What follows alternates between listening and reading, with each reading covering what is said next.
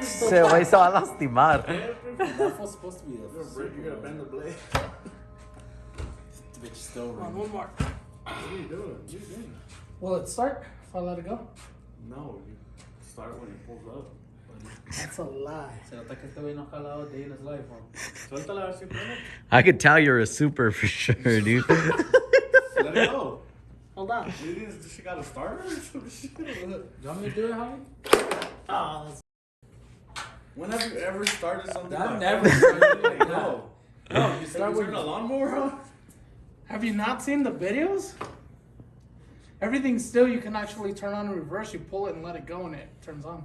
A ver. Puro pedo, eso primero. That shit didn't happen because you just let it go. That's a supervisor joke. All the chainsaws are still.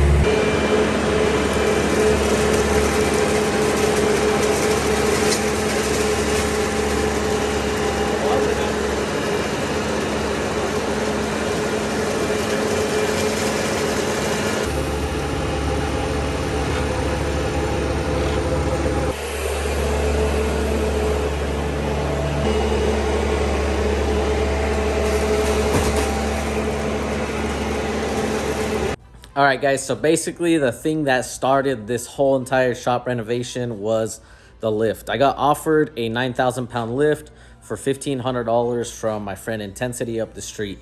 So basically, before I bought the lift, I contacted a framer and I was like, hey, is there any way that I can cut the trusses out of this building in here and fit this lift in here? He came over, took a look basically, and he said, yeah, we could get that done for you. So this is what that looks like. Basically, they cut, let's see, from here all the way to there. They cut all those trusses out, put in these 2x12s to support this roof, because obviously, you know, you can't just cut trusses out and not make some adjustments. You do have to reinforce all of this stuff. Trusses are probably the most important part of a building. They hold everything together. So that's why I was worried about it. But these guys came in here, cut all this out for us, and basically did all this work. Holy shit, I'm just noticing there's a big ass crack up there on that 2x12. That ain't good. Damn, that's crazy. I'm actually have to call him. Holy shit. All right, so I'm gonna worry about that here in a little bit. I'm gonna give the framer a call and ask him what the fuck happened there. Anyways, from that 2x12 to this 2x12 is 16 feet, and the lift lands directly in the middle of those two, so I can fit a 16-foot long car, which was my plan all along. I measured Sabino's car, which is the longest car that basically we're probably gonna put on this lift, and that was 16 feet. It's an F body. So once everything was out, those guys cut everything. Then we proceeded to cut this footing out, which you guys saw in the beginning of the video. We dug 16 inches deep and just cut the hole all the way across to the other side. Halfway through, I realized that that was a ton of work, probably not necessary and completely overkill, but it's not a big deal. We didn't have to pay for any labor or any of those things on that because we obviously did it ourselves. Sabino took care of the concrete. He does that for a living. And then me and Eddie did all the dirty work of breaking it and hauling it out of here. Once all of that was done, then we decided that we should sheetrock the walls. So all the walls are now sheetrocked except for this wall right behind me now. That one is plywood. We did that way we can screw things to it, hang things up on it, or whatever. Now that I think about it, maybe I should have done all of them like that, but that's obviously more expensive to do plywood, so I just did sheetrock on all of the walls. We then painted everything in here white. All of the walls are white just to make everything a lot brighter in here, which is also why I went with a light colored floor. So this is the Rust-Oleum rock solid epoxy flooring. It's really nice. It's dirty right now and full of oil stains after just, you know, not that long. I mean, I guess it being a light color, it's gonna be dirty. So now I don't know if I should have just done black, but it's really nice. I really like it a lot. I recommend it to anybody. It's super easy to do. Just make sure you follow all of the instructions. I did everything that they asked to do on the instructions. You gotta degrease it, etch it, power wash it. I did all of that stuff, but I screwed up on one part. And it says that after you're done washing it, you have to let the concrete dry for 24 hours. Now, I just wanted to get this done because this was taking forever. This shop renovation honestly took us like 2 months total. So the floor was the last thing I needed to do before I could put everything in here, and I just wanted to get it done. So I went over it because I thought it was dry enough because I dried it with my fan. This thing, I had this thing running for a few hours and I was like, that's gonna be fine.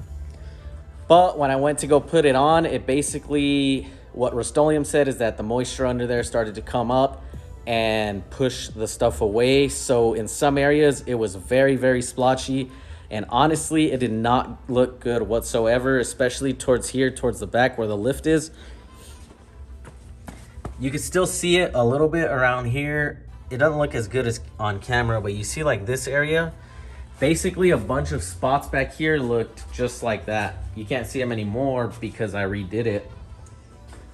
So I ended up having to buy a whole nother case of the Rust-Oleum stuff. I had to stomach that and redo it, basically give it one more coat, and then now it was to my liking. So we have light colored floors, all white walls, and we also got some new lighting. So I got these things on Amazon. They were like 80 bucks for 6 of them, I think. So I have 3 there, and I have 2 under here to light up the whole toolbox area. I have 1 more that I'm probably gonna put on that side somehow. For this side, I wanna buy like some 8-foot ones. That way it lights up this whole area because it's actually pretty dark back here compared to the front side of the shop. Back here is still pretty dark, but once I get those 8-footers back here, I should be good. All right, let's see what else is new in here. Oh, we got a fridge. So we have a fridge in here now. This is a compressor that I'm trying to get repaired. My neighbor's actually gonna fix this thing up for us. That way I can have this guy going. I'm actually gonna put it probably in that back corner, but outside, and then run air in. That way we can have a fully decked out air shop. Air is important and we've never had any good air, so I'm excited for this thing to get fixed. If it doesn't get fixed, I'll probably just have to invest into a new one. And the fridge, see what's in here. Nothing. What a damn shame. Not even an ice cream or nothing for this hot ass day. Whatever, we'll get her stocked up soon enough. We just keep waters and the teas and the Trulies and the motherfucking Nooners in there. A little bit of wall art going on here. I need more banners. If anybody wants to send me banners, I'm accepting all banners. I want to fill this shop up with things like that. Got our flag. That's the window off of Bisca. Stop sign, that's fake for sure. Don't ask me where I got that. But yeah, I think that's about it, honestly, for all the new things we did. One of the best things that I could have done for myself was actually pulling everything out of here. It allowed us to clean everything up, get rid of things we didn't need. There's literally a shelf over here. This guy. So before the renovation, or during it, I guess, when we were cleaning in here, like 3 of these shelves were all trash. I threw so much stuff away that was on that shelf and just in the whole shop. I'm a freaking hoarder, and obviously that's not good, but I just had so much shit that, you know, it was something I kept that I thought I was going to use someday, and obviously it's been there for years. So I was like, all right, It's time to get rid of this stuff. I forced myself to get rid of a bunch of things that were just taking up useless space. The other thing that helped us a lot is now we have a loft. I'll show you this right here. So whenever all the trusses got cut out, that basically gave us access to that side. So we laid up a bunch of sheets of plywood up there, and now we have a ton of storage up there.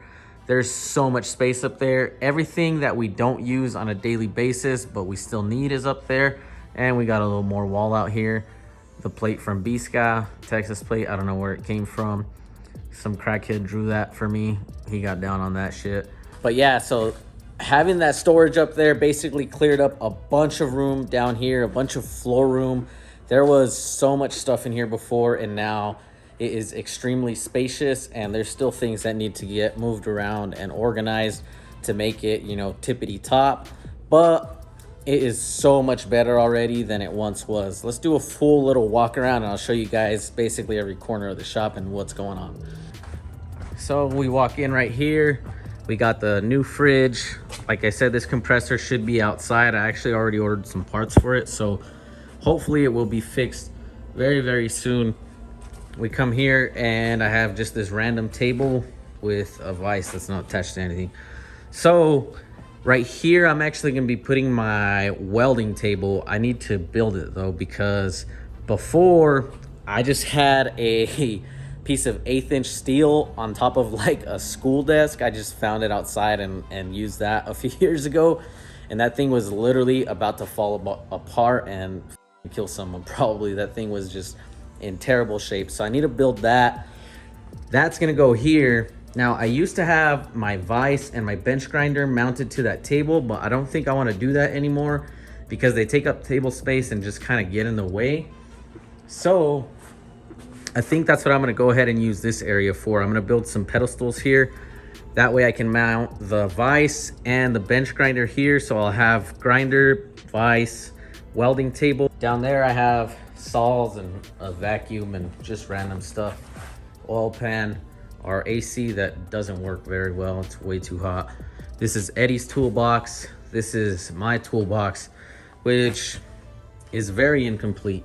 Actually, this year, another thing I really want to work on is restocking myself with all new tools. Every tool I have, like this red toolbox, every tool I have is in there or came from there. That thing is just all hand-me-down stuff. That thing was left at some property my dad bought a few years ago, and those are the tools that I've been using in this shop for a long-ass time now, and it just sucks not having anything complete. So that's one thing I really want to do this year. Then there's the grinder, empty space right here. We don't really know what we're gonna do with it.